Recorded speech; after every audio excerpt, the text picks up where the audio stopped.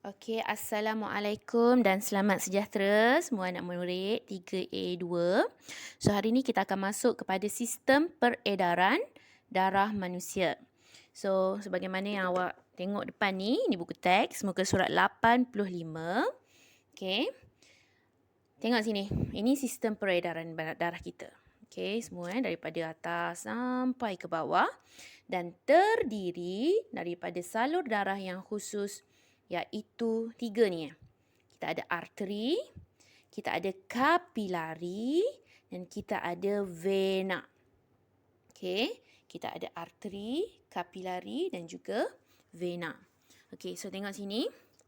Okey, nampak? Perhatikan di depan ni. Okey, ini jantung. Okey, ini apa ni? Ini peparu. Okey, ini peparu kanan, ini peparu kiri. So, hari ni kita nak belajar tentang jantung. Okey, nampak ni jantung manusia yang betul. Okey, jantung manusia yang betul. So, saya akan sketchkan dia. Okey, yang macam ni.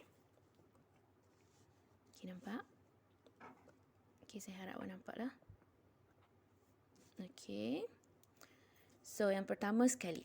Okey, Okey, tengok sini. Sebelah, ini jantung kita ada dua bahagian.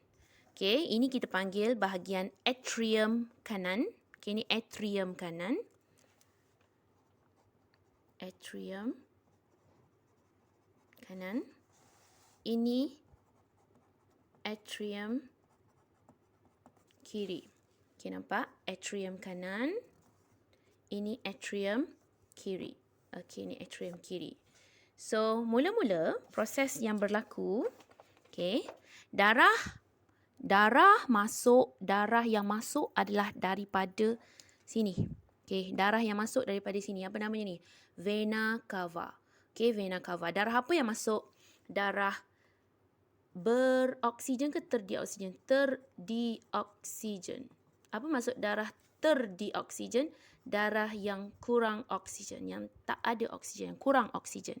Okey, yang kurang oksigen dia masuk melalui vena cava ni, jantung awak ni, sebelah kanan ni. Okey, dia masuk sini.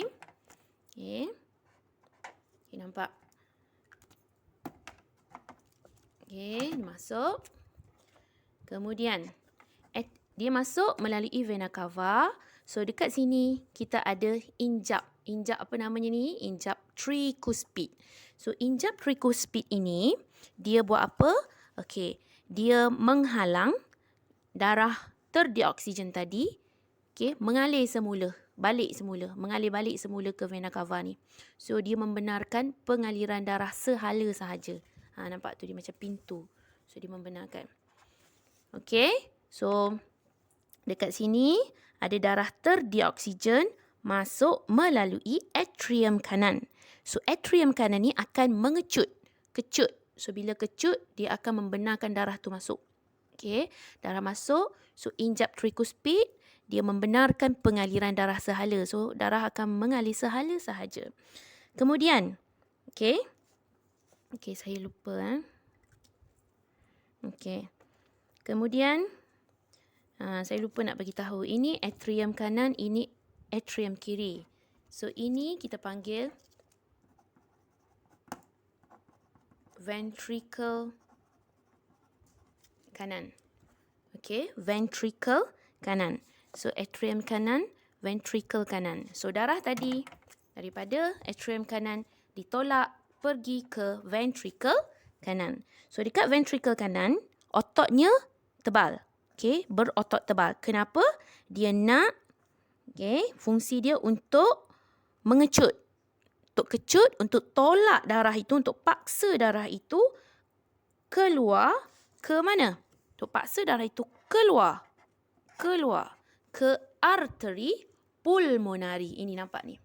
Okey, keluar ke arteri pulmonari. Okey, nampak? So, daripada vena cava, masuk ke atrium kanan mengecut, tolak darah.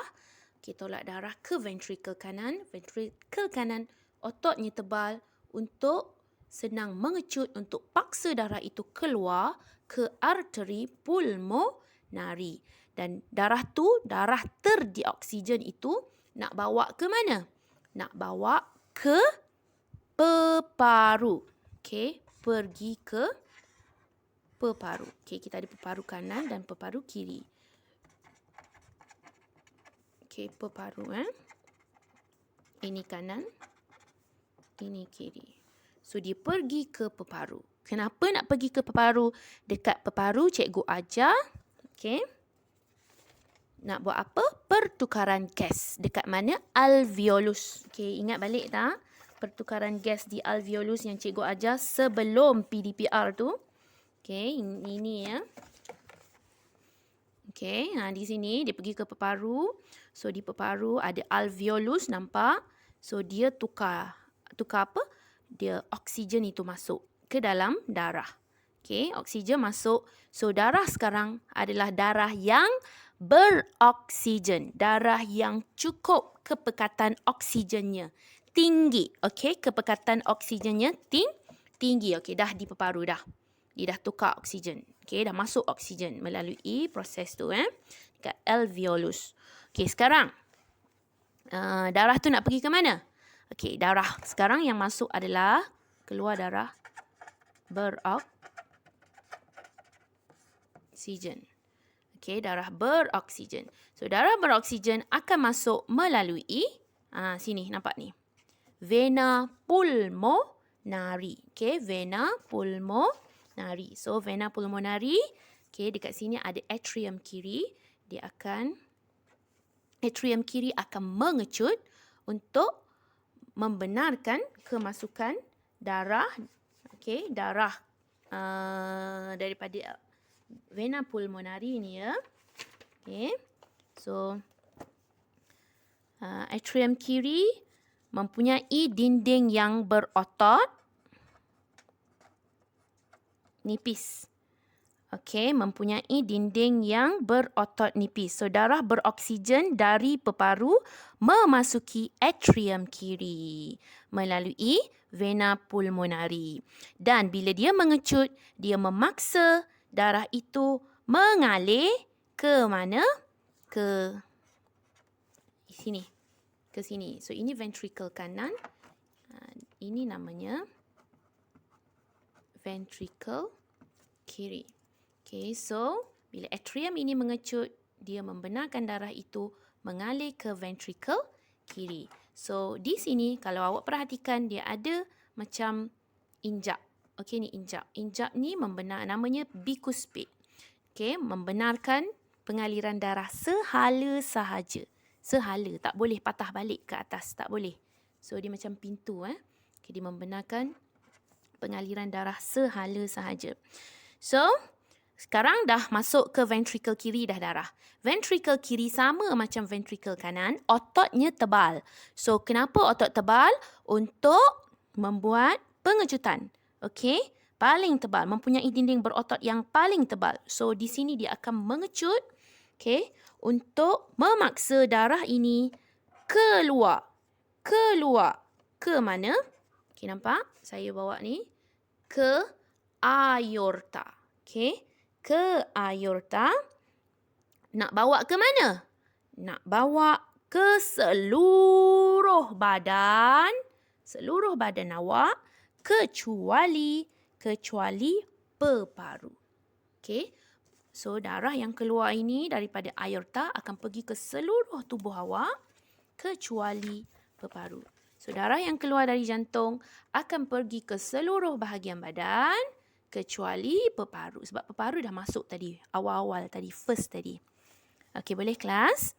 So, okey, saya ulang sekali lagi Okey, sebelum saya ulang, saya nak tunjukkan dia juga ada injap sabit. Okey, nampak ni injap sabit dekat bahagian atrium kanan. Dan injap sabit juga di bahagian atrium kiri. Okey, nampak? So, injap sabit ini, okey, ada pada aorta dan ada pada arteri pulmonari. Untuk apa? Sama juga untuk memastikan darah mengalir dalam satu hala dan tidak patah balik ke ventricle. Okey, nampak? Injap ni nampak macam pintu. Kalau darah masuk saja, dia dah tutup. Dia tak benarkan darah dah pergi ke belakang. So, darah masuk je ditutup. Okey, supaya tak benarkan darah ke belakang balik, ke ventricle. Okey, boleh kelas? Okey, saya ulang sekali lagi secepat mungkin. Saya harap awak faham. So, darah terdioksigen, darah yang kurang oksigen akan masuk melalui vena cava. Okey, vena cava dia akan masuk pergi ke atrium kanan. Atrium kanan akan mengecut. Dia akan tolak darah pergi ke ventricle kanan. Ventricle kanan pun kecut, dia akan tolak darah pergi ke arteri pulmonari. Nampak dia pengaliran dia macam tu. Okey, arteri pulmonari. Arteri pulmonari dia bawa darah pergi ke peparu. Di peparu berlaku pertukaran oksigen di alveolus. So, oksigen masuk ke dalam darah dan darah akan cukup kepekatan oksigen dan darah yang keluar adalah darah beroksigen. Darah yang cukup kepekatan oksigen tinggi. So, darah yang beroksigen yang cukup ini dia akan pergi masuk melalui vena pulmonari. Okey, nampak? Pergi ke atrium kiri. Atrium kiri, dia akan mengecut, dia tolak darah pergi ke ventricle kanan. Ventricle kanan mengecut, tolak darah pergi keluar ke aorta. Aorta akan hantar darah beroksigen ke seluruh badan kecuali peparu. Okay, so badan awak dapat darah yang mencukupi. Dan proses itu nak bawa peredaran lengkap dari jantung ke seluruh bahagian badan termasuk peparu tu adalah lebih kurang 1 minit sahaja. So tengok sini, kita ada septum. Di bahagian ini adalah dinding yang memisahkan jantung sebelah kiri. Okay, mana jantung sebelah kiri? Okay, dan jantung sebelah kanan. Okay, so kita ini ada jantung sebelah kanan, jantung sebelah kiri. Kenapa? Nak menghalang. Ini darah terdioksigen, ini darah beroksigen. So, nak menghalang pertukaran darah ataupun percampuran darah beroksigen dan terdioksigen. Okay, itu sahaja daripada saya. Okay, Assalamualaikum dan selamat sejahtera.